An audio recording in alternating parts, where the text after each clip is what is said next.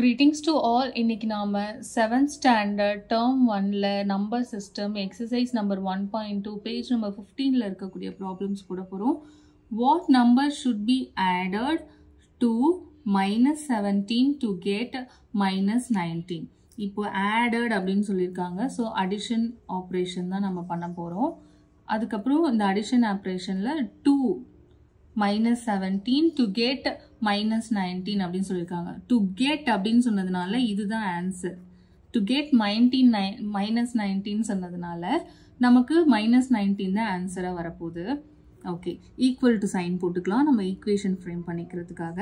Answer எப்பவுமே நமக்கு வந்து ரைட் ஹேண்ட் சைடில் தான் இருக்கும். ஸோ minus 19 நான் இங்கே பிளேஸ் பண்ணுறேன். இந்த 17ஓட என்ன ஆட் பண்ணால் minus 19 கிடைக்கும் அப்படிங்கிறது தான் கொஷின். ஸோ நம்ம என்ன ஆப்ரேஷன் பண்ணணும் டிசைட் பண்ணிட்டோம். It's addition operation. கொடுத்துருக்க ரெண்டு நம்பரில் இதுதான் ஆன்சர். இது கூட தான் ஏதோ ஒரு அன்னோன் நம்பரை நம்ம ஆட் பண்ணி minus 19 கொண்டு வர வைக்கணும். சரி, ஓகே, minus 17ஓட ஏதோ ஒரு நம்பர், என்ன நம்பர்னு எனக்கு தெரியாது. So I'm taking it as X. எக்ஸ்ன்னு ஒரு நம்பரை நான் ஆட் பண்ணும்போது minus 19 எனக்கு ஆன்சர் கிடைக்குது. ஆஸ் யூஷுவல் நம்ம எப்பவும் பண்ணுற மாதிரி தெரியாத எக்ஸை லெஃப்ட் ஹேண்ட் சைட்லேயும் தெரிஞ்ச minus 19ஐயும் minus 17ஐயும் இன்னொரு பக்கம் வைக்க போகிறோம். பட் minus 17 நம்ம இந்த பக்கம் ஷிஃப்ட் ஆகும்போது plus 17 வரும். So X is equal to -2. Okay, X வந்து -2. ஓகே, ஸோ இந்த minus 17ஓட -2 ஆட் பண்ணும்போது minus 19 கிடைக்கும். நம்ம ஆன்சரையும் வெரிஃபை பண்ணி கூட பார்த்துக்கலாம். இப்போ பாருங்கள், minus 17 ப்ளஸ் -2 ரெண்டும் வேறு வேறு ஒரே சைனாக இருக்குது. ஒரே சைனாக இருந்தால் நம்ம அடிஷன் பண்ணும்போது அடிஷன் தான் செய்வோம். 19 ரெண்டும் ஒரே சைன், பெரிய நம்பரோட சைனு தான் ஆன்சர் கொடுப்போம். ஸோ minus 19 ஆன்சர் கரெக்டாக வந்துருச்சா? ஓகே, வெரிஃபை பண்ணியாச்சு. இப்போ நெக்ஸ்ட் 6th ப்ராப்ளம்க்கு போயிடலாம். 6th problem பார்த்தோம்னா, when Kala woke up, her body temperature was 102 degree Fahrenheit. She took medicine for fever.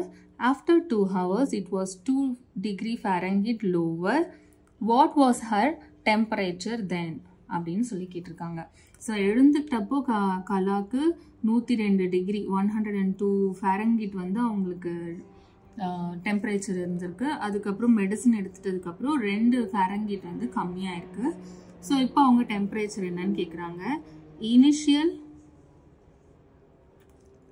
Temperature minus அவங்களுக்கு ஆரம்பத்தில் எவ்வளோ இருந்துச்சு, மைனஸ் எவ்வளோ ரெடியூஸ் ஆயிடுச்சு அப்படிங்கிறது தான்.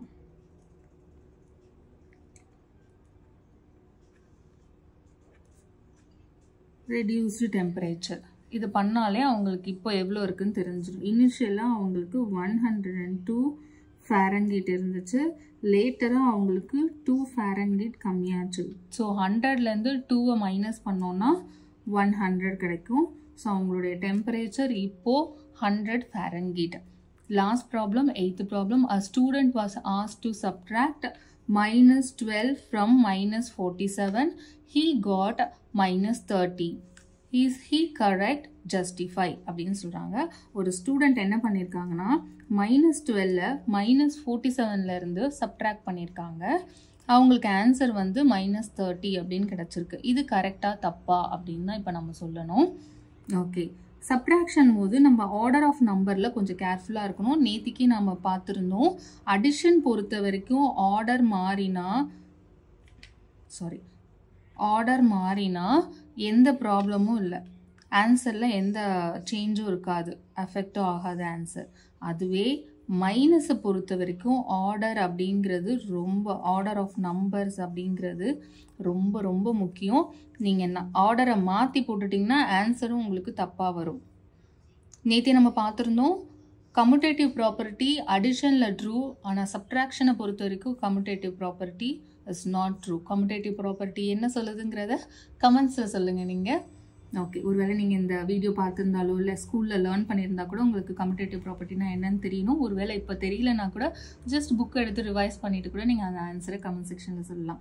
ஓகே, ஆர்டர் மாற்றக்கூடாது. ஆர்டர் நான் எப்படி டிசைட் பண்ணுறது, சப்ட்ராக்ஷன் சொல்லிட்டாங்க, 2 நம்பர் கொடுத்துட்டாங்க, எதை ஃபஸ்ட்டு போடணும்னு எனக்கு தெரியலையே அப்படின்னு நினச்சிங்கன்னா ஃப்ரம் அப்படின்னு எந்த நம்பர்லேருந்து சொல்கிறாங்களோ ஃப்ரம் 40 -47 சொல்கிறாங்க இல்லையா, இதுலேருந்து தான் -2 நம்ம மைனஸ் பண்ண போகிறோம். ஸோ ஃப்ரம்முக்கு அப்புறம் எந்த நம்பர் வருதோ அதுதான் ஃபஸ்ட்டு வரும் சப்ட்ராக்ஷனை பொறுத்த வரைக்கும். ஓகே, இப்போ நம்ம சப்ட்ராக்ஷன் பண்ண போகிறோம், அதனால நான் சப்ட்ராக்ஷன் சைன் போட்டிருக்கேன். என்ன நம்பரை சப்ட்ராக்ட் பண்ண போகிறோம்? -12. ஓகே, ரொம்ப கேர்ஃபுல்லாக போடுங்க, ஏன்னா நம்ம பண்ணுற ஆப்ரேஷனும் மைனஸு, இங்கே இருக்கக்கூடிய நம்பர்ஸில் இருக்கிற சைனும் மைனஸு. ஸோ கொஞ்சம் நிதானமாக போட்டிங்கன்னா கரெக்டாக வந்துடும், அவசர அவசரமாக போடாமல். ஓகே, இந்த மாதிரி நமக்கு பக்கத்தில் சைன் இருந்தால் நம்ம என்ன பண்ணுவோம்? சிம்பிளிஃபை பண்ணிக்குவோம். Minus into minus plus 12.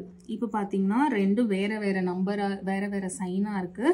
வேறு சைனாக இருந்தால் நம்ம சப்ட்ராக்ஷன் தான் பண்ணுவோம். 47லேருந்து 12 மைனஸ் பண்ணோம் அப்படின்னா, 47லேருந்து 12 மைனஸ் பண்ணால் 35. பெரிய நம்பரோட சைன் வந்து மைனஸ் சைன் தான் ஆன்சருக்கும் கொடுக்க போகிறோம். ஸோ ஆன்சர் நமக்கு என்ன வருது? -35.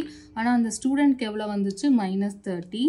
So he is wrong. Correct answer is 35. Okay, உங்களுக்கு இந்த ப்ராப்ளம் புரிஞ்சிருந்துச்சு அப்படின்னா உங்கள் ஃப்ரெண்ட்ஸ் அண்ட் ஃபேமிலிக்கு இந்த வீடியோவை ஷேர் பண்ணுங்கள். இப்போ நம்ம நெக்ஸ்ட் 9th ப்ராப்ளம் பார்க்கலாம். அடுத்து 9th problem, -5 -18 is equal to what அப்படிங்கிறதான் கொஸ்டின். கீழே ஒரு 4 ஆப்ரேஷன் கொடுத்துருக்காங்க, 4 ஆன்சர் கொடுத்துருக்காங்க. நம்ம இதை சிம்பிளிஃபை பண்ணி பார்த்து எந்த ஆன்சர் வருதுன்னு பார்ப்போம். -5 -18 அப்படின்னு இருக்கு. ஸோ இந்த மாதிரி 2 சைன் பக்கத்தில் இருந்தால் அதை நம்ம சிம்பிளிஃபை பண்ணிடுவோம். ஸோ சிம்பிளிஃபை பண்ணிடுங்க. -5 மைனஸ் இன்ட்டு மைனஸ் ப்ளஸ் 18. ரெண்டு வேறு சைனாக இருக்குது. வேறு சைனாக இருந்தால் சப்ட்ராக்ஷன் பண்ணுவோம். 18லேருந்து 5 சப்ட்ராக்ட் பண்ணால் இட் இஸ் 13. பெரிய நம்பரோட சைனை தான் ஆன்சர் கொடுப்போம். பெரிய நம்பரோட சைன் இங்கே என்னது? ப்ளஸ். 18ஓட சைன் ப்ளஸ். ஸோ ப்ளஸ் தான் இது கொடுக்க போகிறோம். Plus 13 is the answer. Okay, இனிஷியலாக 18க்கு வந்து மைனஸ் சைன் இருந்தால் கூட நம்ம வந்து ஆன்சருக்கு பிஃபோர் ஸ்டெப்பில் இருந்து தான் அந்த சைனை டிசைட் பண்ணணும். இப்போ நான் ஆன்சர் வந்து எனக்கு 13 வந்துச்சு.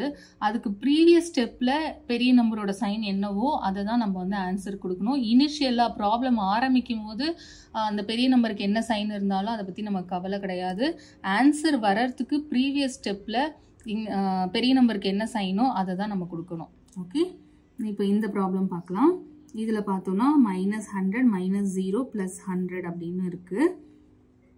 ஓகே, இதில் வந்து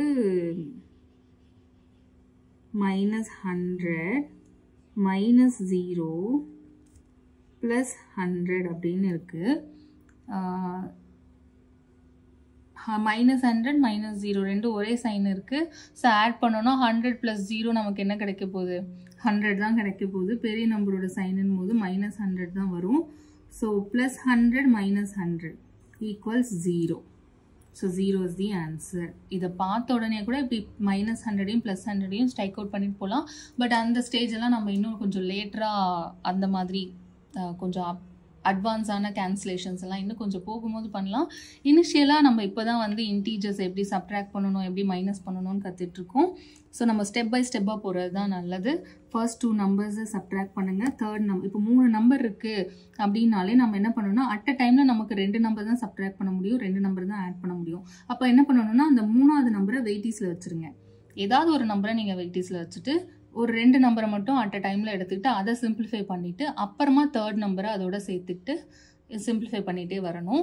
இதுதான் இந்த மெத்தட் கொஞ்சம் நமக்கு ஆன்சர் வந்து அக்யூரேசியில் கொஞ்சம் ஹெல்ப் பண்ணும், நமக்கு ஆன்சர் ரொம்ப கரெக்டாக வர்றதுக்கு. ஓகே, நம்ம இந்த சில்லி மிஸ்டேக்ஸ்லாம் இந்த மாதிரி ஸ்டெப் பை ஸ்டெப்பாக பண்ணும்போது தவிர்க்கலாம். Okay, alright. இப்போ வந்து உங்களுக்கு இந்த சம் எல்லாமே உங்களுக்கு புரிஞ்சிருந்துச்சு அப்படின்னா உங்கள் ஃப்ரெண்ட்ஸ் கூட ஷேர் பண்ணிக்கோங்க. நம்ம சேனல்லையே கம்யூனிட்டியில் வந்து சில கொஷின்ஸ்லாம் நம்ம போஸ்ட் பண்ணியிருக்கோம். அதெல்லாம் புக்கில் இல்லாத கொஷின். உங்களுக்கு கான்செப்ட் நல்லா புரிஞ்சிருந்துச்சுன்னா உங்களால் அந்த கொஷின்ஸ்லாம் ஆன்சர் பண்ண முடியும். இன்கேஸ் ஆன்சர் பண்ண முடியலைன்னா கூட பரவாயில்ல, இந்த கான்செப்டை இன்னொரு முறை படிக்கிறதுக்கு ஒரு வாய்ப்பு கிடைச்சதான் நினச்சிக்கலாம். நம்ம அதுக்காக வருத்தப்பட வேண்டாம். திரும்பவும் நம்ம ஒரு தடவை நம்மளை அந்த கான்செப்டில் ஸ்ட்ரென்தன் பண்ணிவிட்டு திரும்பவும் அதே கொஷினுக்கு ஆன்சர் பண்ண ட்ரை பண்ணலாம்.